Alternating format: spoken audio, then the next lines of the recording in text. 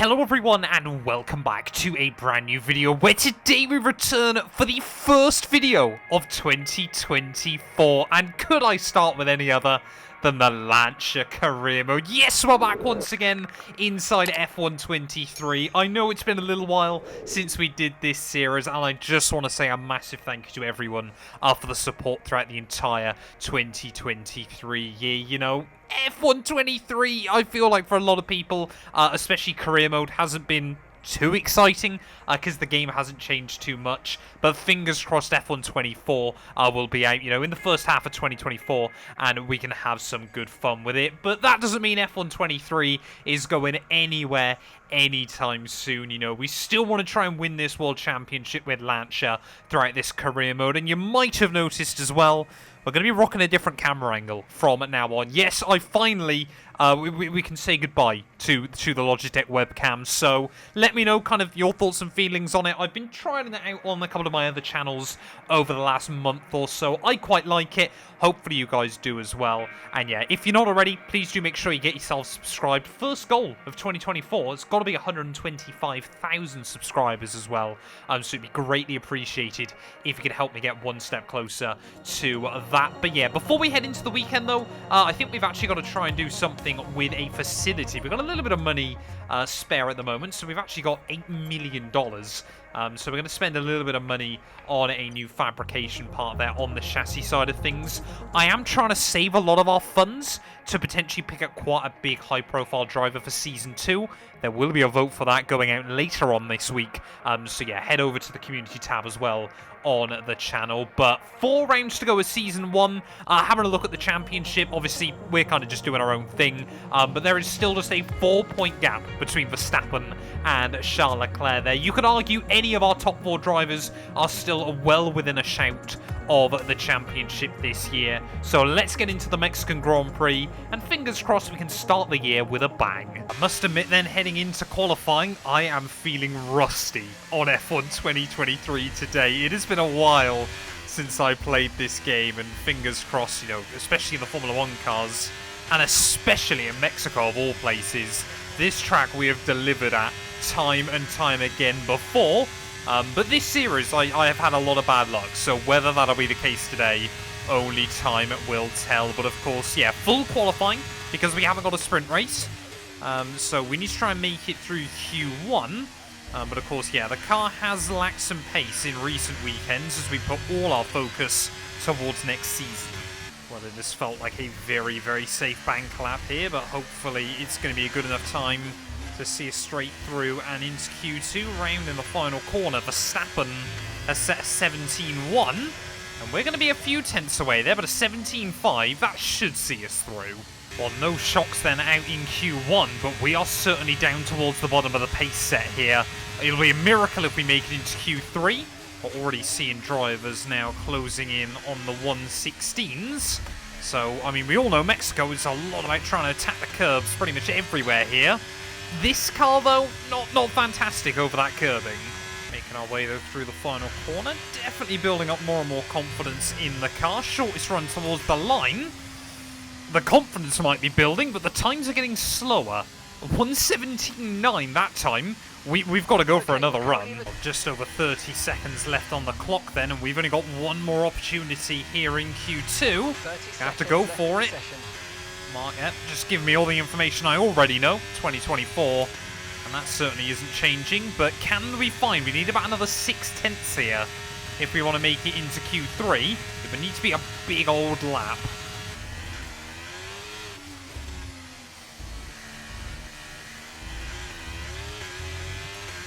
Well, we made up bags of time up the top of the circuit there and made sure not to lose it. So we made our way through. The S is 7 tenths up now to make our way through the final couple of corners. Is this going to be a banzai lap to put us straight into Q3? Let's wait and see. I don't know. I have no idea. Where is it in the end? It's 7th place. We're into Q3 here in Mexico. AI are now down in all of them, are into the 1:16s here. So if we go any quicker than Fernando Alonso, I will be a very, very happy man. But yeah, as has been the story quite a few times this season, we can sneak into Q3. I'm very, very happy. And then basically it's a glory run from there. once again. The downforce working well on this car, quickest through the middle sector. I can't help but feel we've probably lost quite a bit in sector 1. Just making our way then out of the stadium. A little bit wide there through the final corner, but try and get the car back over to the apex. Up to the line, it's a 17-2. It's P10 on the grid here in Mexico. Well, there we are then. Max Verstappen on the pole here in Mexico, and his big championship rival Charles Leclerc there all the way down in P5. Russell and Perez as well, there or thereabouts in the running, but I still think McLaren are going to be ones to watch here. Let's get into it. Mexican Grand Prix time. Bienvenidos to the most populous city in North America. The legendary Jim Clark won the first official F1 race back in 1963 here, and we've had a veritable who's who of winners ever since.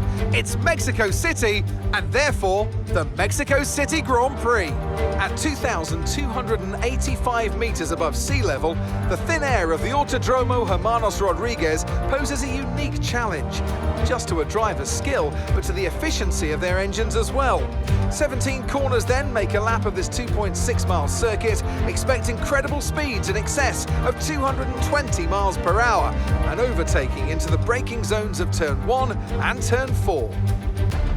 So with the race not far away from starting, here's what today's grid rundown looks like. World champion Max Verstappen starts from pole position, and the smooth operator Carlos Sainz completes the front row.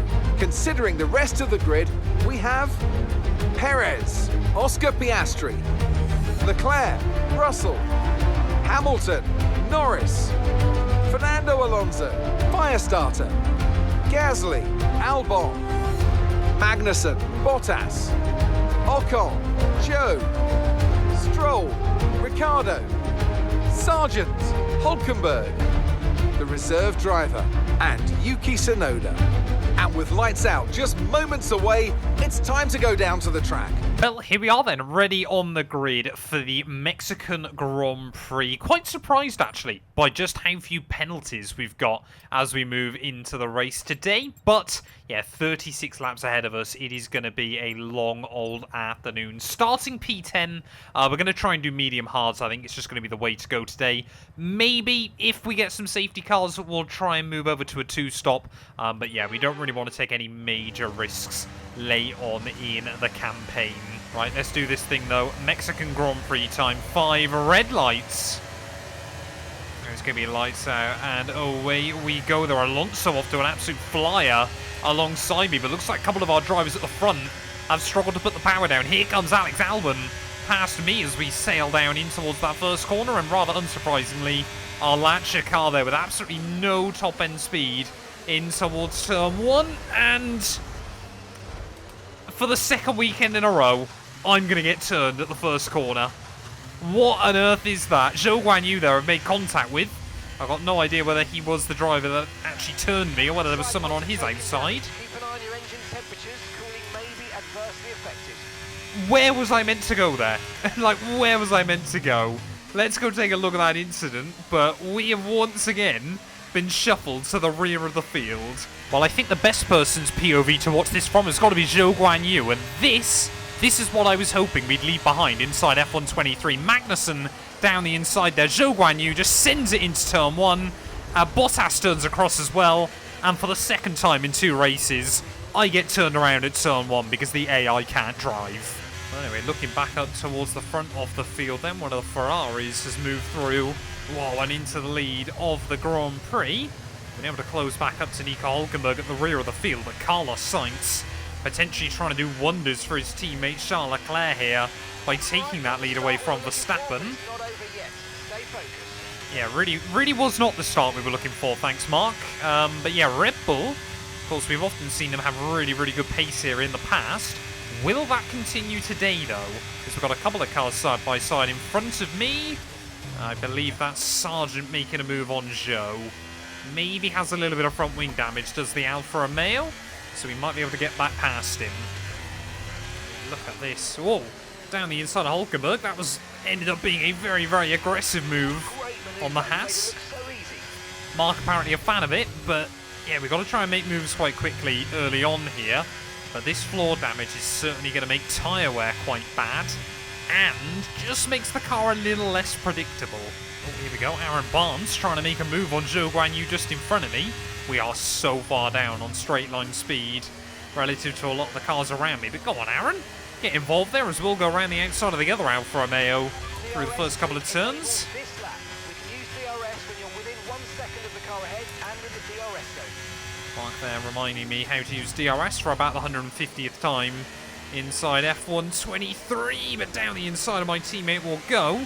Really don't want to spend all afternoon behind him, and we're back inside the top 20. We're actually losing more speed down the straight, so you can see they're 212 miles an hour with DRS, and we are still losing speed to Zhou Guanyu by the time we reach turn 1. So we're going to have to be very, very creative with where my overtakes are going to be made today. We're also going to have to be very, very, careful with our battery usage as well, as down the inside of the Alfa Romeo. It's a big diving manoeuvre, but it is pulled off. We got it slowed down, and we're up another spot.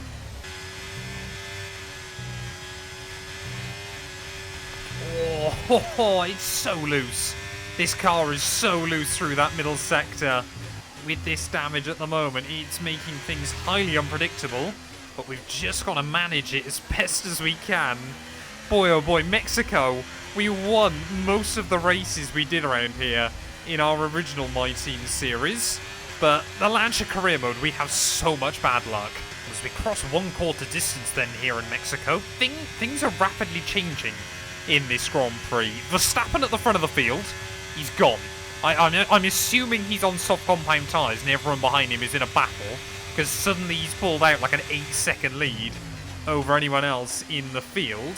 Hulkenberg and myself are staying fairly level, but both Alfa Romeos and Aaron Barnes have fallen off the face of the earth further behind. I'm just trying to stay close to Sargent, who is, right, he's got a fantastic seat, because the Alpha Tower is just every lap are going side by side wherever humanly possible. Yeah, there is no chance that we're going to be able to do a one-stop here. It's all Perez, homeboy, already into the Grand Prix. That's an incredibly early stop down at Red Bull. Checo onto another set of mediums, so he's definitely two-stopping this. But what's really annoying me at the moment is it feels genuinely like I'm actually driving very well. Quick but consistent, tidy, and no real mistakes.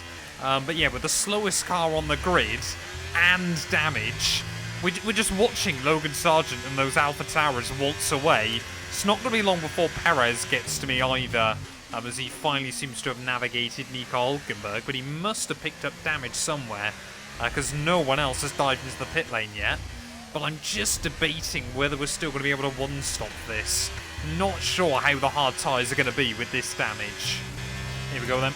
Let's watch Sergio Perez waltz past me. He's gone before the DRS zone. Dearie me. That straight line speed deficit is alarming. But yeah, Perez back through. We're back down to P18. Bottas, though, actually seems to have remembered he's a Formula 1 driver and has started ramping up the pace again. Perez then having a bit of a battle with Logan Sargent, so I sense an opportunity to try and take a couple of seconds out of this pair. Probably two of Formula 1's worst performers of 2023. But both retain their seats, of course, next year, as still no one is pitting. Yeah, I'm probably going to box either the end of the next lap or lap 17, as Sargent's just completed a move back on Checo. But yeah, it is staggering that everyone in 2024 is driving for the same team as they did last year. Here goes Perez again then, down the inside of Logan Sargent as we make our way in towards the stadium. This time around, is Sargent going to back out? No, he's not. Are we going to get DRS for the first time in a long old while in this afternoon's running? You can see how much we're still fighting the car behind. I think we've done it though. I think we might just be back inside the DRS range. I mean, we're going to watch them sail away back down towards turn 1. There's a few cars now starting to pit here, so back up almost into the top 10. Sargent again. Who would have thought the battle of the day would be Sargent and Checo Perez? Sargent now getting his elbows out with Sergio there, trying to push the Red Bull out wide at the top of turn 4. But yeah, Perez now through cleanly. Sargent back down into P12. We've got to try and find a way around this Williams. I think end of lap 16, we've just got to do whatever Sargent doesn't do on this pit-in lap. So if he boxes, I'll stay out. If he stays out, I'll box, which he has done there just so I get inside the bollard. So we're going to join one of the Alpha Tauris in the pit lane there. 49 miles an hour, though. Rather happy with that one. So fingers crossed we can have a nice, clean, tidy pit stop here in Mexico City. Hopefully my only pit stop of the day as well. As the medium tyres coming off, the hard tyres going on. Okay, 2.4, not bad. Perfect job from you and the crew there, mate. We're delighted with that. Look after these tyres now. You want to finish the race on this compound. The MGU-H there just now up over 60% wear. As Zhou Guanyu is going to be out in front of me. Well, Zhou on a wrecked set of mediums then. I don't think he's going to be in front of me for very long. I hope not anyway. To make gains up in towards turn 4 down the inside of the Alfa Romeo again. Second time I've pulled off that move today. Bottas and Sargent in the pit lane though. Will we get the jump on the Gulf Williams car? Must admit, it is probably my favourite mod livery still in this series. But yes, we've got the jump on Sargent. So let's try and enjoy this for a couple of laps. Well, Nico Hülkenberg then has come back out on a set of medium tyres. I can't remember if he started this race on softs. Surely he's not going to the end. Surely he's not doing a soft medium race today. That is disgustingly OP by the AI, if possible. But yeah, the lofty heights of P17 though, I don't think we're going to hang on to for very long.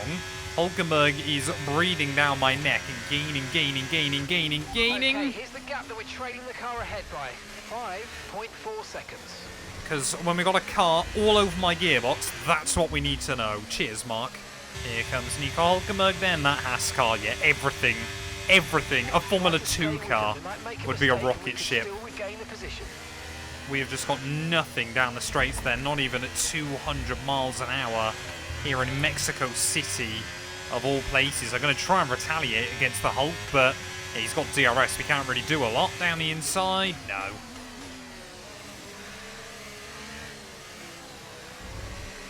Oh, Perez out. Right, they've got a serious car issue. It looks like they're retiring.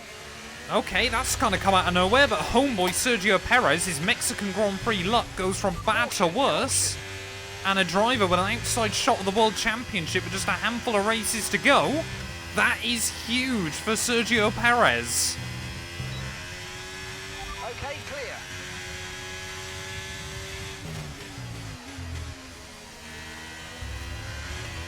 No, and we're joining him.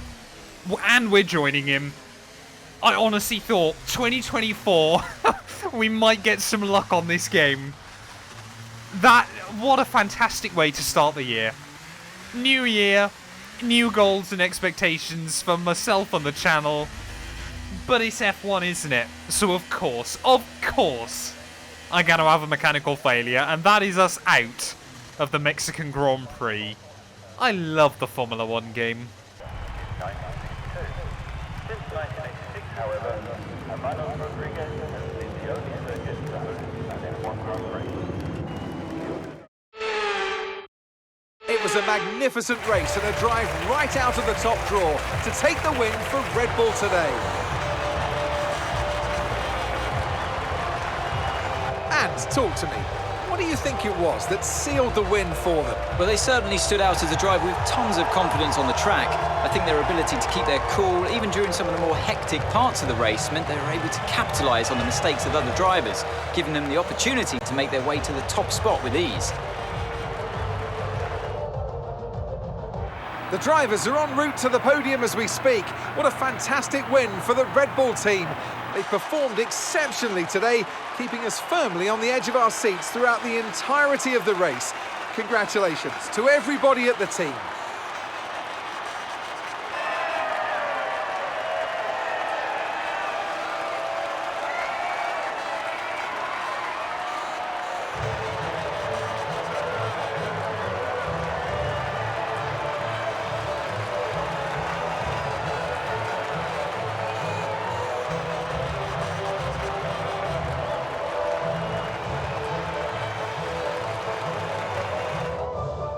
So let's review the drivers' standings. Max Verstappen should be pleased with his performance, making gains at the top of the table. Let's focus on the driver of the day, Anthony Davidson.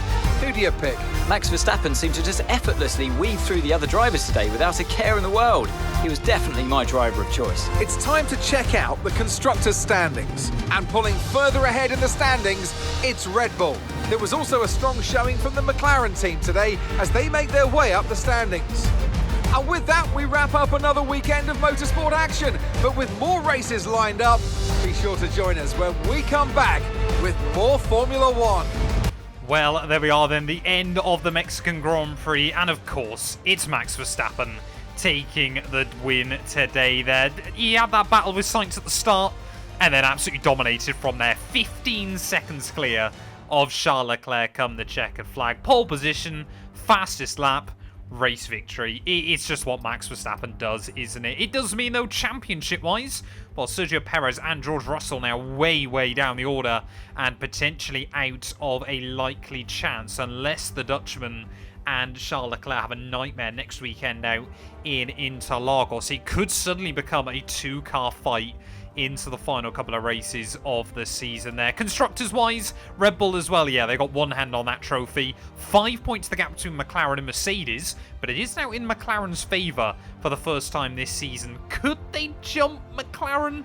I'm not optimistic, but you never know what will happen inside F123 there. Alpine, a little bit nervous of them potentially closing in on us with Gasly scoring a couple of points as well this weekend. But thank you all so much for watching this video nonetheless. If you have enjoyed, please do make sure to leave a like, get yourself subscribed, and pray that not every race I do in 2024 is going to end up like that. A massive thank you to all of my YouTube members and my Patreon supporters for their continued donations to help my work. These things go much further than I think a lot of you ever realise and allow me to continue making content full-time here on YouTube. So if you want to support me from as little as £1 a month and be featured on all of these end clips, either click the join button next to the subscribe or head over to my Patreon. There's a link down in the description.